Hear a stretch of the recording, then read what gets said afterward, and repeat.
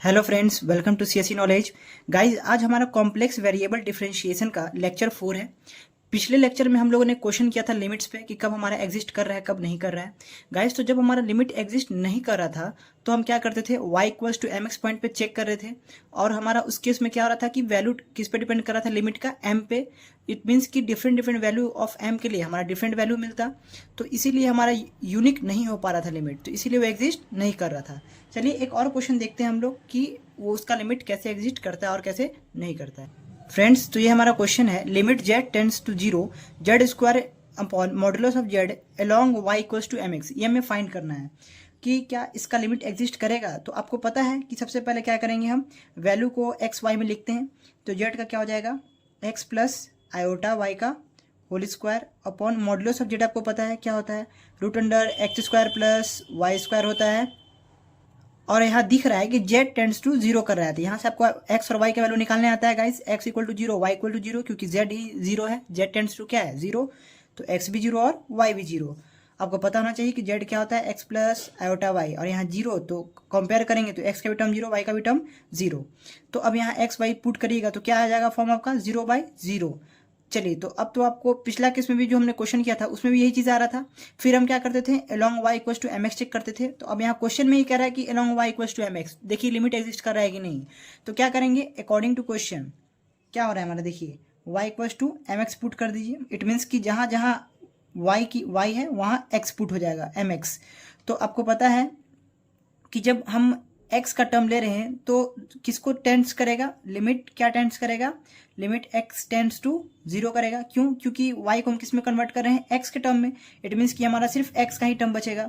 x plus iota y को क्या करेंगे, mx कर देंगे का होल स्क्वायर अपॉन ये क्या हो जाएगा आपका root under x square plus m square x square, m x का स्क्वायर हो जाएगा, तो एम स्क्वायर एक्स स्क्वायर हो गया।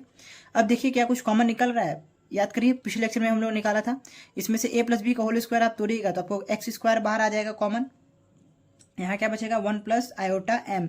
ये आपका एक ट्रिक भी है गाइस, ताकि आपको पूरा लॉन्ग ना करना पड़े। आपको दिख रहा है कि a प्लस बी का होल स्क्वायर है, तोड़ने से बेहतर है कि आप यहाँ से भी x का स्क्वायर निकालिए, यहाँ भी x स्क्वायर निकालिए, या फिर 2a भी करिएगा तो उसमें भी x into x x square होगा, यानी तीनों टर्म में x स्क्वायर होगा। ये आप लॉजिक लगा सकते हैं। डायरेक्ट x स्क्वायर बाहर करिए, यहाँ पे वन प्लस आयोटा एम का होल स्क्वायर दे दीजिए, ठीक है। अब क्या बचा यहाँ पे, यहाँ से आपका x बाहर आएगा कि एक्स स्क्वायर, क्योंकि वहाँ पे क्या था पिछला में, याद करिए पिछले क्वेश्चन में मॉडुलस ऑफ जेड का स्क्वायर था, जिसके कारण ये रूट कट जा रहा था और एक्स स्क्वायर कॉमन हो जा रहा था। बट यहाँ पे क्या होगा कॉमन, पहले एक मोड के अंदर, रूट के अंदर पहले क्या एक्स स्क्वायर बाहर निकालेंगे तो वन प्लस एम स्क्वायर बचेगा, और रूट के बाहर आने के लिए स्क्वायर से रूट करके क्या बचेगा, सिर्फ एक्स बचेगा, और यहाँ रूट में क्या बचेगा, one plus m square. I hope कि आपको समझ में आया होगा गाइस। अब यहाँ से x से x खत्म, एक्स स्क्वायर था तो एक x खत्म, बचा क्या, ये टर्म बचा पूरा। अब क्या बचा, x one plus iota m का whole square upon root under one plus m square. और यहाँ पे लिमिट्स क्या, ये लिखना भूलिएगा नहीं गाइस, याद करेगा, ये आपको लिखते चलना है, क्योंकि हम लोग जब क्वेश्चन बनाते हैं तो ये चीज़ भूल जाते हैं, वो गलत हो जाएगा। Limit x tends to zero, जब तक आप लिमिट पुट नहीं करें तब तक आप क्या करिए, सॉल्व करते रहिए और उसको लिखते रहिए। तो x टेंड टू जीरो बोल रहा है, तो अब जीरो आपके लिमिट पुट करने पे क्या डिनोमिनेटर में जीरो आ रहा है, न्यूमरेटर से हमें नहीं मतलब है, डिनोमिनेटर में जीरो आ रहा है, क्या हम लिमिट पुट कर रहे हैं। तो देखिए पुट करके x को आप जीरो करते हैं, यहाँ पे तो जीरो हो रहा है, न्यूमरेटर में पूरा जीरो, और जीरो से किसी भी नंबर को डिवाइड करिए वो जीरो ही रहता है, क्योंकि नीचे x का टर्म आपका है ही नहीं, तो आपका पॉसिबिलिटीज ही नहीं कि नीचे डिनोमिनेटर में जीरो आ जाए, क्योंकि नीचे x का टर्म आपका है ही नहीं, x तो कट गया। इट मीन्स आपका आंसर क्या हो गया, जीरो। इट मीन्स इस केस में लिमिट एग्जिस्ट कर रहा है, ठीक है गाइस। तो देखिए इस क्वेश्चन इसी तरह आ सकता है, हमें दिखता है कि हमारा लिमिट एग्जिस्ट नहीं कर रहा है, बट जब आप सॉल्व करिएगा तो आपको आंसर मिल जाएगा। और y equals to m x पे यहाँ पे डिफरेंट डिफरेंट वैल्यू नहीं बल्कि यूनिक वैल्यू मिल रहा है, इसीलिए हमारा इस केस में लिमिट एग्जिस्ट कर रहा है। चलिए अब आगे एक बहुत ही इंपॉर्टेंट क्वेश्चन देखते हैं, जो हम लोगों ने पिछले लेक्चर में बोला था कि डिफरेंशिएबल किस केस में होता है। फ्रेंड्स, तो देखिए ये हमारा क्वेश्चन है, consider the function f z equals to four x plus y plus iota minus of x plus four y and discuss d of f upon d z equals to f dash z. It means discuss करना है कि ये जो function आपका दिया हुआ है वो डिफरेंशिएबल होगा। डिफरेंशिएबल किस केस में होता है गाइस, आपको पता होना चाहिए, तीन केस होता है, आपको मैं भी कराऊंगा। उसके बाद यहाँ पे सबसे पहले देखिए कि एफ जेड क्या दिया हुआ है 4x plus y plus iota minus x plus 4y। याद करिए गाइस, जब मैंने ये यूनिट शुरू किया था तो आपको दो चीज़ बताया था, क्या कि हमारा एक जेड क्या होता है और एक एफ ऑफ जेड क्या होता है। ये होता है फंक्शन ऑफ जेड और ये हो गया कॉम्प्लेक्स वेरिएबल। ठीक है, कॉम्प्लेक्स वेरिएबल का वैल्यू क्या होता है एक्स प्लस आयोटा वाई, और आपका F Z function of Z का वैल्यू क्या होता था, याद करिए यू प्लस आयोटा भी। तो यहाँ पे क्या दिया हुआ है, कॉम्प्लेक्स वेरिएबल दिया हुआ है या फिर एफ जेड दिया हुआ है या फिर फंक्शन ऑफ जेड दिया हुआ है। तो आप क्लियर समझ में आ रहा है कि यहाँ फंक्शन ऑफ जेड दिया हुआ है, फंक्शन ऑफ जेड दिया हुआ है, इसका मतलब क्या हो जाएगा यू प्लस आयोटा भी की फॉर्म में दिया हुआ है। तो आप यहाँ से यू का टर्म भी निकाल सकते हैं और भी का टर्म यहाँ में सीधा पता चल गया, निकाल सकते हैं। तो यू इक्वल्स टू क्या हो जाएगा according to question 4x plus y हो जाएगा। आपको पता है क्योंकि जो रियल पार्ट होता है फंक्शन ऑफ जेड में वो क्या होता है यू, रियल पार्ट हमें क्या दिख रहा है जो आई से सेपरेट है, जो आई से सेपरेट है ये पार्ट है। तो 4x प्लस वाई यू हो गया और v का वैल्यू क्या हो गया माइनस एक्स प्लस 4y, ये आपका u हो गया, ये पार्ट आपका v हो गया। तो गाइज अब हमें यहाँ एक नया चीज़ मिलेगा क्या कि f ऑफ डैश जेड क्या होता है हमारा। तो f डैश जेड होता है हमारा limit del z tends to 0 f of z plus delta z, इसको तो याद कर लीजिए guys, minus f of z upon delta Z.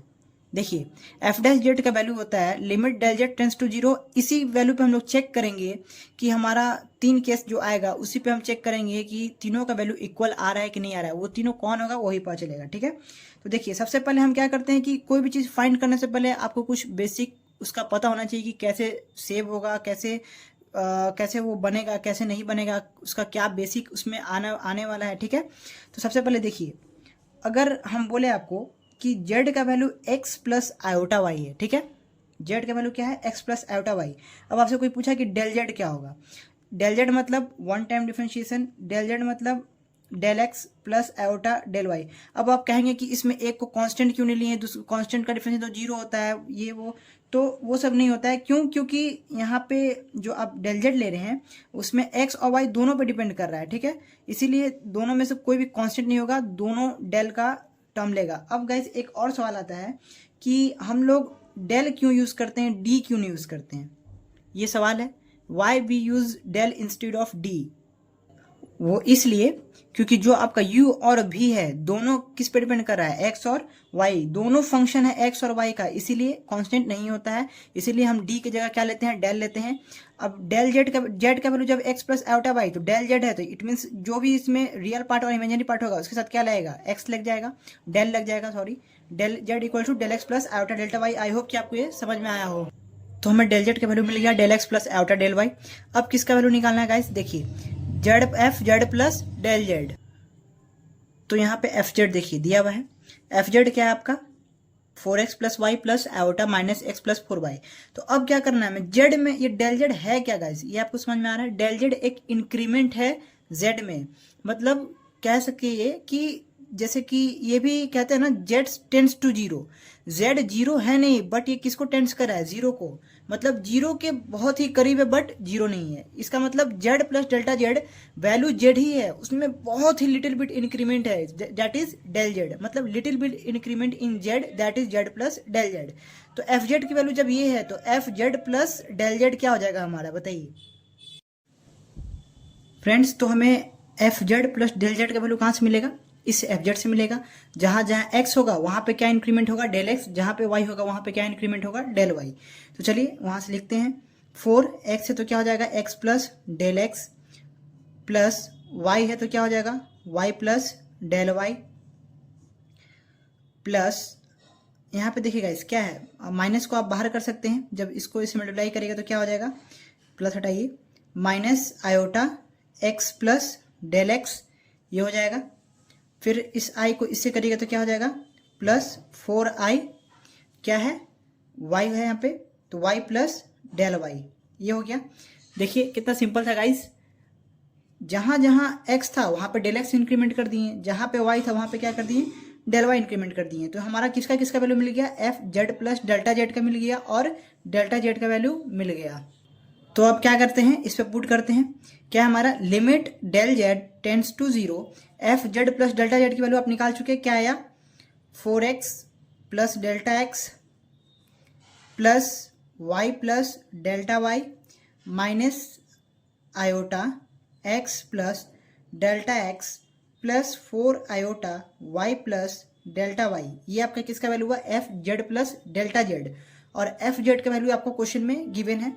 तो क्या हो जाएगा, माइनस ऑफ जो जो यहाँ प्लस है वो माइनस में हो जाएगा, जो माइनस में है वो प्लस में, क्या हो जाएगा, minus 4x plus y, bracket दे दीजिए, माइनस बाहर है, plus iota minus x plus 4y, और ये का होल ब्रैकेट, क्यों, क्योंकि माइनस बाहर है ना, तो जो प्लस है वो माइनस वाला हो जाएगा। अब आप एक चीज़ गौर करिएगा, इस यहाँ नीचे क्या है आपका डेल जेड है, डेल जेड का वैल्यू क्या है, del x plus iota del y. अब देखिए यहाँ से समझिए, पहले f z plus delta z था, ये क्या था, जेड में इंक्रीमेंट था डेल जेड, अब माइनस क्या हो रहा है, एफ जेड। इसका मतलब जिसमें भी डेल आया है वो टर्म को छोड़ के बाकी सब आपस में क्रॉस हो जाएगा। इट मीन्स देखिए कहना क्या चाह रहे हैं कि 4 को जब एक्स से मल्टीप्लाई करेगा तो 4x, यहाँ पे क्या हो जाएगा, देखिए माइनस 4x खत्म।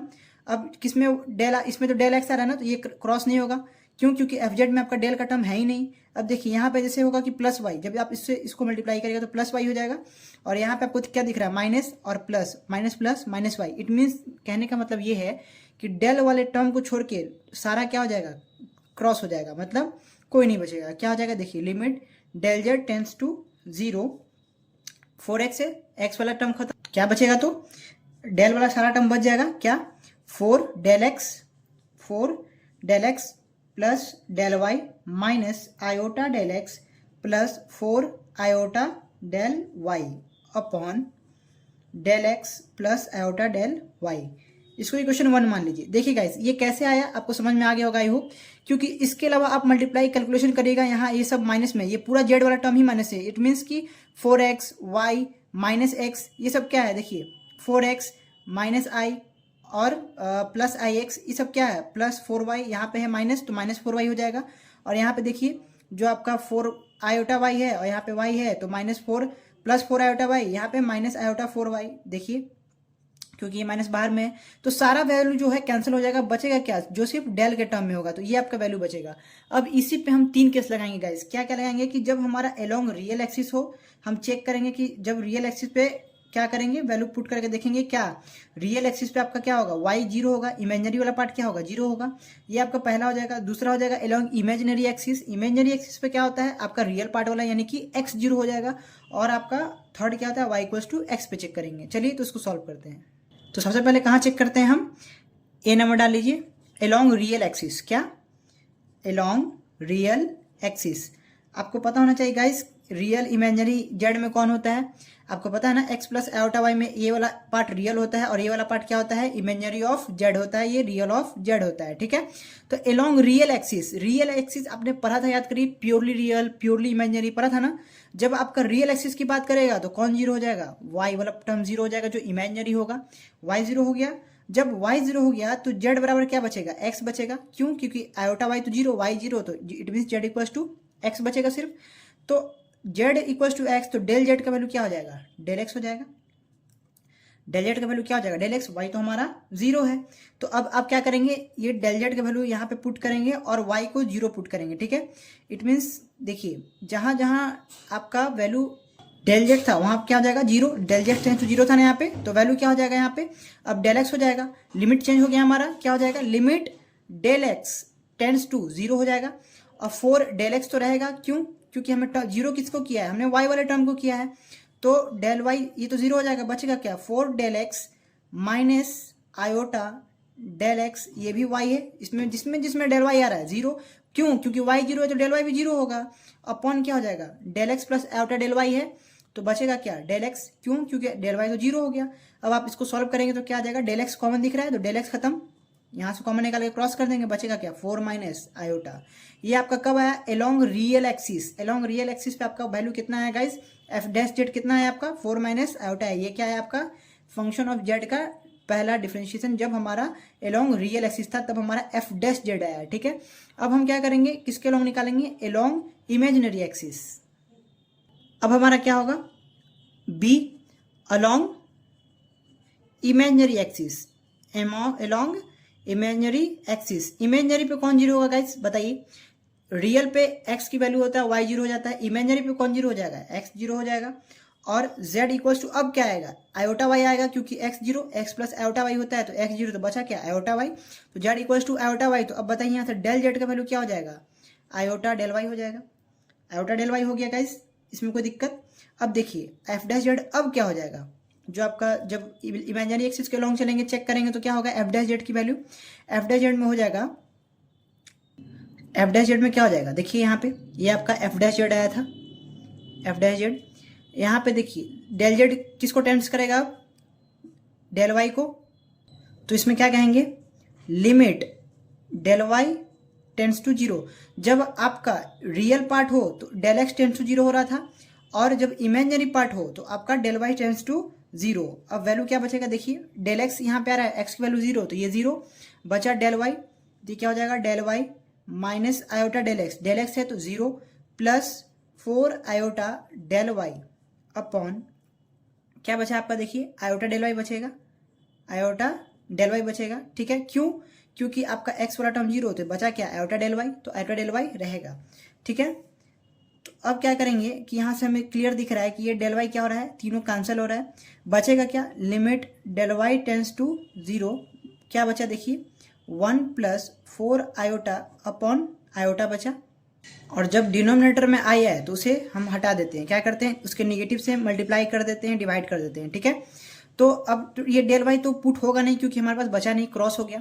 तो अब क्या बचा हमारे पास, 1 plus 4 iota minus iota into में और इंटू आयोटा इंटू आयोटा, तो क्या हो जाएगा हमारा, जब करिएगा तो minus iota minus 4 iota square, जब आयोटा को आयोटा से करिएगा तो iota square plus minus minus, अब ये क्या बचेगा, iota square minus 1, iota square minus 1, और ऑलरेडी एक माइनस है तो ये क्या कर देगा, इसको प्लस कर देगा। अब क्या करेंगे, माइनस आयोटा और प्लस 4 हो जाएगा, क्यों, iota square minus 1 minus minus plus, it means हमारा बचा क्या, ये भी फाइनल 4 माइनस आयोटा। आई होप कि आपको समझ में आओ। देखिए क्या हुआ, जब आपने माइनस आयोटा यहाँ पे था माइनस 4 आयोटा स्क्वायर माइनस 1 तो माइनस माइनस प्लस, तो ये प्लस 4 हो गया, और यहाँ पे आई स्क्वायर माइनस 1 और यहाँ ऑलरेडी माइनस था तो माइनस माइनस प्लस हो गया, तो बचा क्या, डिनोमिनेटर में 1 बचा और यहाँ पे क्या बचा, 4 प्लस 4 माइनस आयोटा, तो plus 4 minus iota, it means 4 minus iota. तो गाइज आपका अलोंग इमेजिनरी एक्सिस भी एफ डैश जेड का वैल्यू कितना निकला आपका, एफ डैश जेड आपका कितना निकला, 4 माइनस आयोटा निकला। एलोंग रियल एक्सिस भी आपने निकाला, एलोंग इमेजिनरी एक्सिस भी निकाला, दोनों जगह वैल्यू क्या आ रहा है अभी, 4 माइनस आयोटा। अब एक लास्ट बचता है हमारा y इक्वल्स टू एक्स पे, कि अब हमारा वैल्यू क्या आता है, एलोंग सी क्या है आपका, along y equals to x, y equals to x ले रहे, इट मीन दोनों बराबर, it means del y equals to del x हो जाएगा आपका, del of y equals to del of x, क्यों, क्योंकि y इक्वल्स टू एक्स है, इट मीन्स जहाँ जहाँ डेल y हम क्या कर सकते हैं, डेल एक्स पुट कर सकते हैं।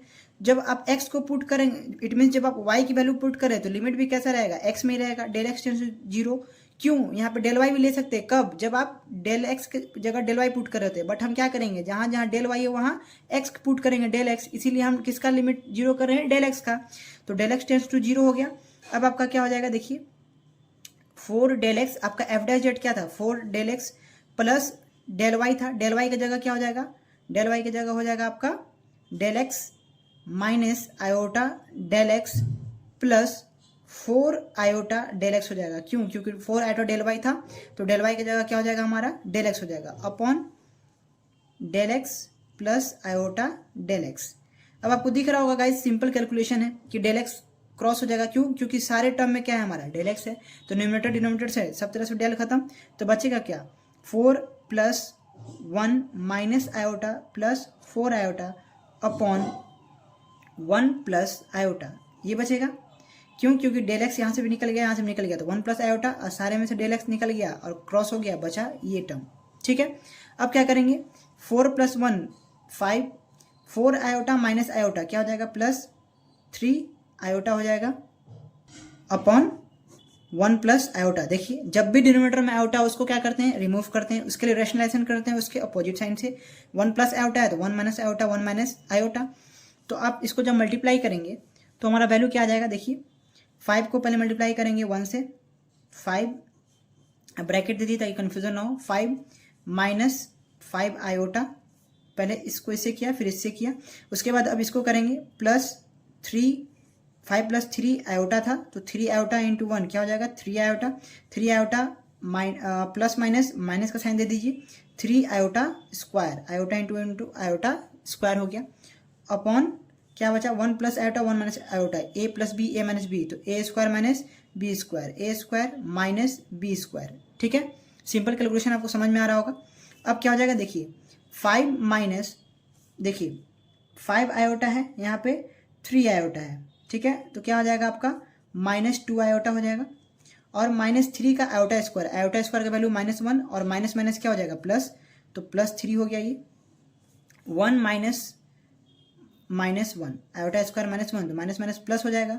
आप इसको क्या कर सकते हैं, डायरेक्टली प्लस कर सकते हैं। तो 5 + 3 8 -2 आयोटा अपॉन 1 + 1 कितना हो गया, 2 हो गया। आई होप आपको कॉमन दिख रहा हो। इसमें क्या करेंगे, कॉमन निकालेंगे 2 ऊपर से, तो यहाँ बचेगा 4 माइनस आयोटा अपॉन 2, और यहाँ से 2 बाहर आया। ठीक है, कॉमन लेकर 2 से 2 खत्म, हमारा वैल्यू यहाँ भी क्या आया, यहाँ भी हमें वैल्यू क्या मिला guys, 4 minus iota.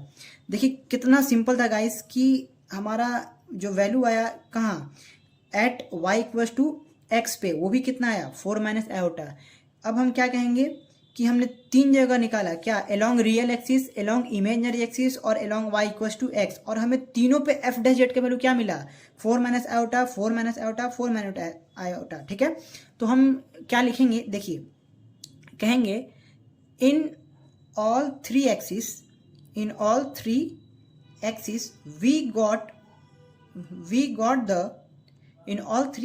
we got the same value of f dash z that is equal to 4 minus iota। यही हमें तीनों एक्सिस पे मिला। so the function is differentiable at the point z।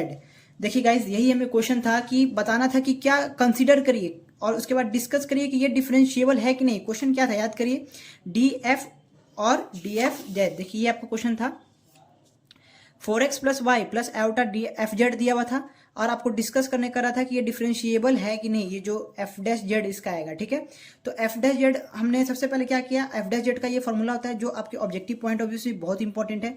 तो एफ डैश जेड आपको याद रखना है क्या होता है, F Z + delta Z minus F Z upon delta Z. ठीक है, तो सबसे पहले हमने क्या किया कि एफ जेड से हमने क्या किया, एफ जेड + डेल्टा जेड निकाला।